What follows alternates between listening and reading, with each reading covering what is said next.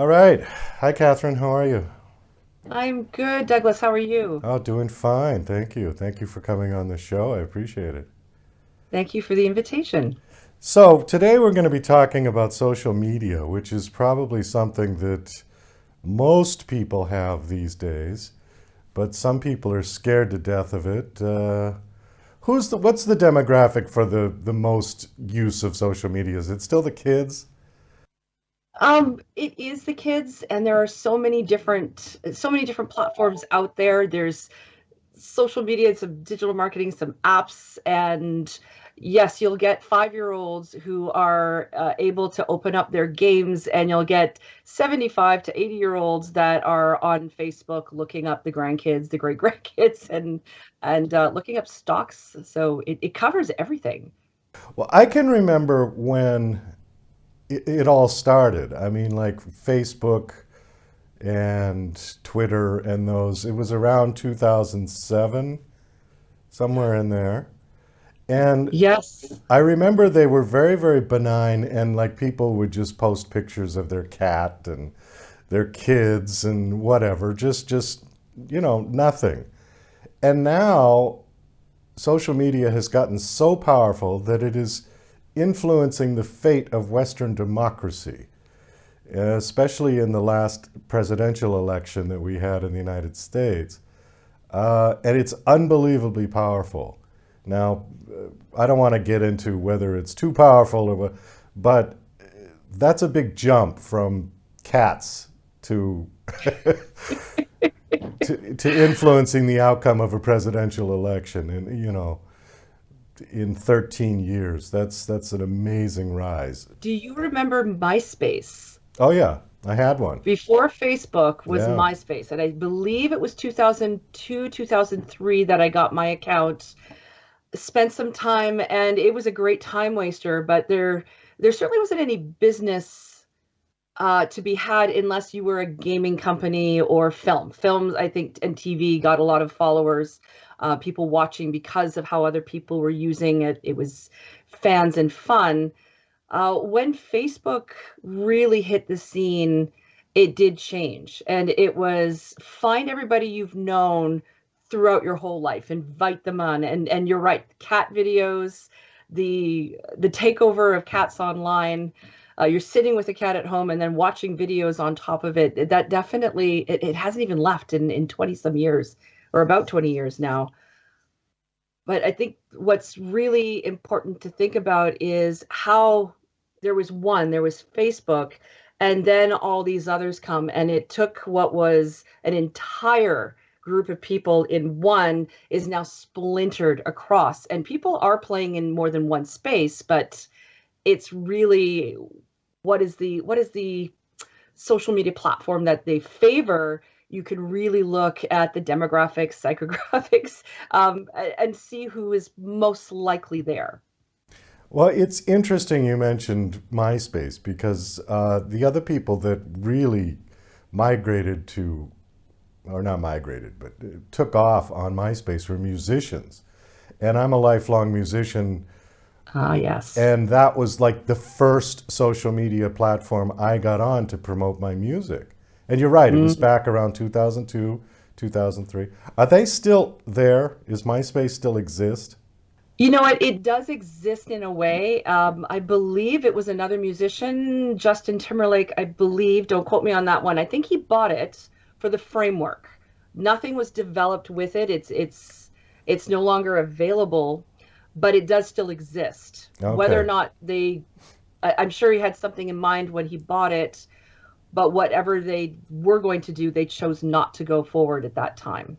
I should try to log in and see if I can still get in there on my profile or not. My old account, yeah. Yeah, I know I did years later, and I was still able to get in. No activity, and that's all I did. But that was quite a few years ago. unbelievable. Yeah, there was MySpace and then there was another site called mp3.com and we got on that one. Alanis Morissette was one of the investors in that site. Oh, I didn't know that. Yeah. One of our Canadian gals. Yes, she's Canadian. And All right. her and Carol Bayer Sager, who was married to Burt Bacharach, So they were kind of the two main players in that site. And it was good for a while. Then it shut down. And then, of course, 50 million other streaming platforms came up like Spotify and Apple, and they all came on board. So Yes. totally different thing.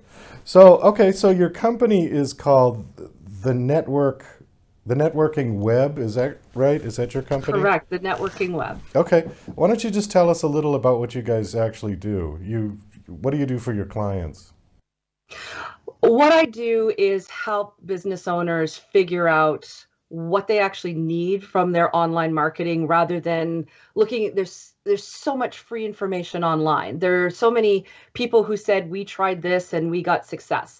But I really help them hone down to what it is they need because they must know what their core message is. They must know who their target audience is and how can they actually help their target audience.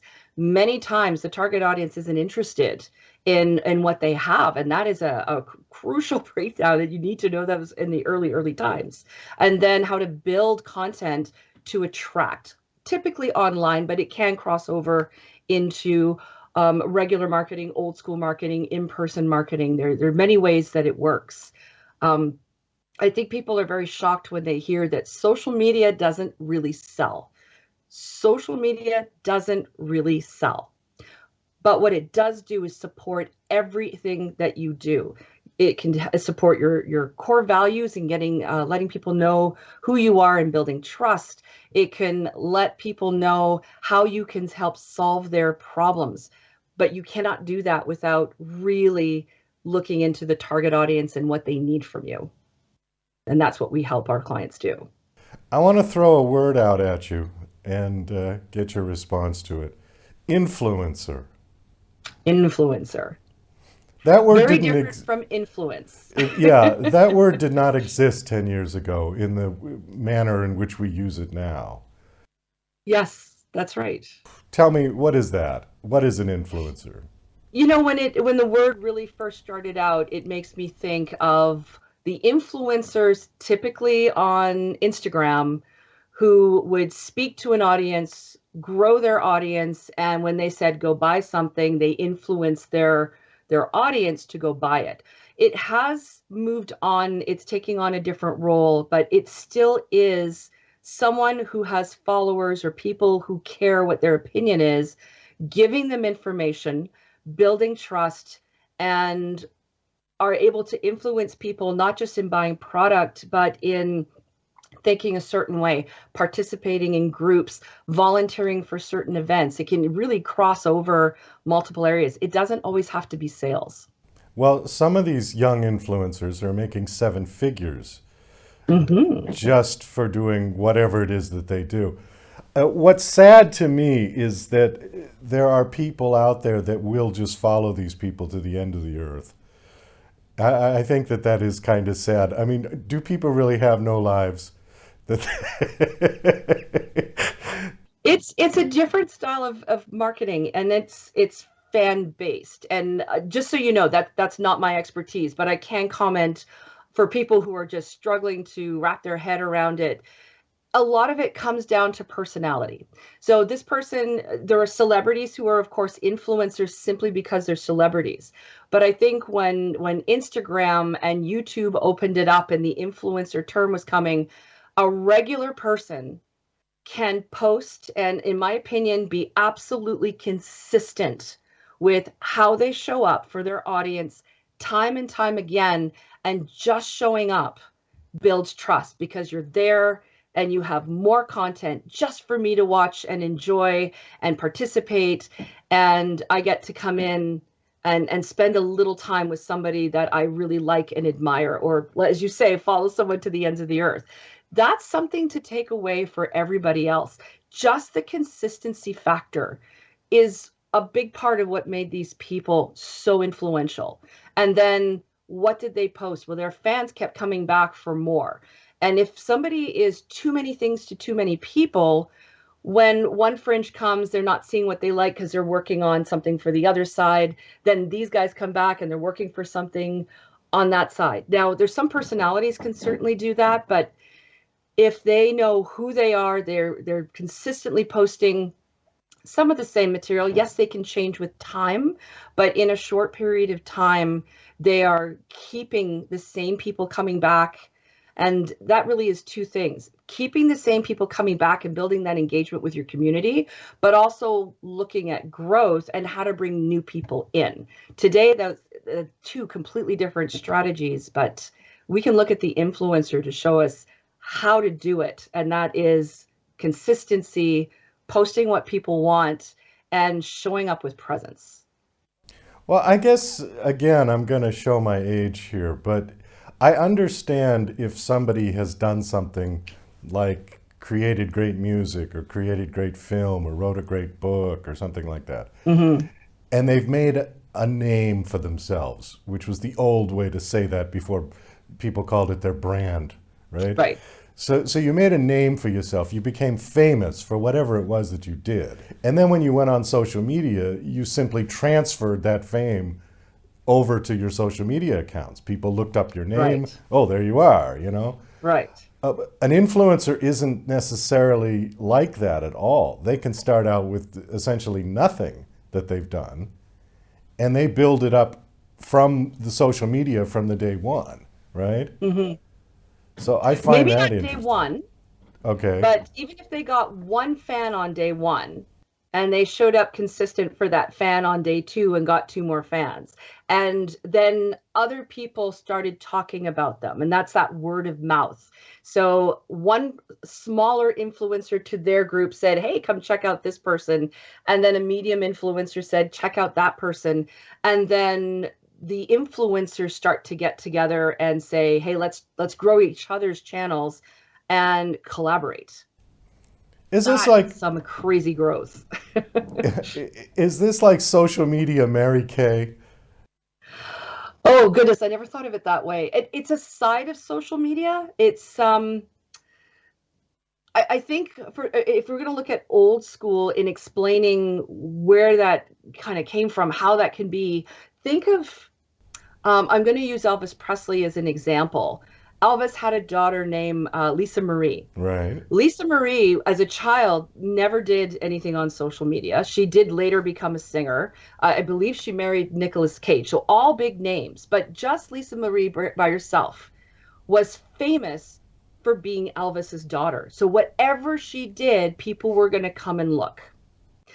I suppose you can think of those earlier big influencers in the same way, is that they had something on a platform where they had access to the whole world, um, a little bit the same way because they had access to it. A regular kid doesn't have that kind of access the way a celebrity's child, especially a celebrity who's still in the news. That is a way of looking at it old school to see, okay, now we get it. They had access and they leveraged it. And she went on to become a musician. I remember her music from, ooh goodness, early 2000s. Yeah, and then she married Michael Jackson for 15 Oh, minutes that was and before, I think. yeah. Yeah, that's right. So, okay, but I guess what I'm trying to figure out is you don't just wake up one morning and say, okay, today I'm going to be an influencer. I mean, Actually, today a lot of people are doing is that that. what it is? Okay. That is there are people in the world, and we're going to go through the disc types. And if you've never heard of disc, DISC, I highly recommend you look it up, because our personalities are down to four different types and then the mixing of the types. You have the doers. This is a good idea. I can do it. And they just go and do it. And those are some of the people that started off first. And then you have people who have great personalities and it really translates online, and it's just easier for them to grow. They have something to say, they're entertaining, they're able to influence. But then you have others that would love to be able to do that. They would love to share a message. They have an important message to share. And everybody does. There's somebody on the planet who needs to hear that message or wants to hear it, but they don't know how to do it. So they don't do it because they just don't know. Others, they don't know how to do it, But somebody has come in, and this is where many of these businesses come from, is, well, we can show you how. I mean, I do the same thing in LinkedIn. We show you how to master LinkedIn. So if you want to be an influencer on YouTube, you would find a YouTube master to show you how to do it, sign up for a class. But a lot of people don't need that. They just go figure it out for themselves and do it. Everybody else, they have an idea, they want to influence, they want to get their message out, but now that they know how to work YouTube, well, what kind of content should they put out? So there's so many pieces. There are strategies in place. You can't just learn how to do it. You need to know what information are you going to post to keep people coming back. What information so that you can find your target audience and get them interested in you, possibly to buy from you, maybe to sign up as a volunteer, maybe to buy your books if you're a fiction writer trying to sell your series. Whatever it happens to be, there are a couple of things that are the barriers.